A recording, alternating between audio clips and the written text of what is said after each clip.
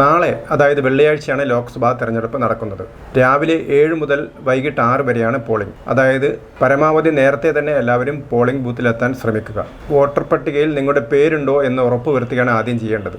പാർട്ടികളോ BLO തന്ന സ്ലിപ്പുമായി നേരെ polling ബൂത്തിലേക്ക് പോകാം.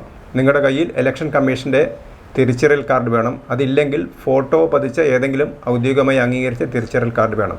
തെരഞ്ഞെടുപ്പ് കമ്മീഷൻ്റെ തിരിച്ചറിയൽ കാർഡ് ഉള്ളതുകൊണ്ട് മാത്രം നിങ്ങൾക്ക് വോട്ട് ചെയ്യാൻ കഴിയില്ല. നിങ്ങളുടെ പേര് വോട്ടർ പട്ടികയിൽ ഉണ്ട് എന്ന് ഉറപ്പുവരുത്തണം. പോളിംഗ് ബൂത്തിൽ ചെന്നാൽ നിങ്ങളുടെ തിരിച്ചറിയൽ കാർഡ് കാണിച്ച് വോട്ട് ചെയ്യാൻ യോഗ്യനാണെന്ന് ഉറപ്പുവരുത്തിയ ശേഷം നിങ്ങളെ ഇലക്ട്രോണിക് വോട്ടിംഗ് മെഷീന് മുമ്പിലേക്ക് കൊണ്ടുവരുന്നു.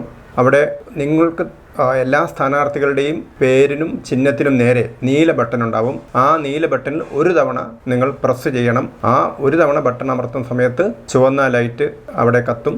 അതോടൊപ്പം തന്നെ ബീപ്പ് എന്നൊരു ശബ്ദം ഉണ്ടാവും. അപ്പോൾ നിങ്ങൾ വോട്ട് ചെയ്തതായിട്ട് മനസ്സിലാവും.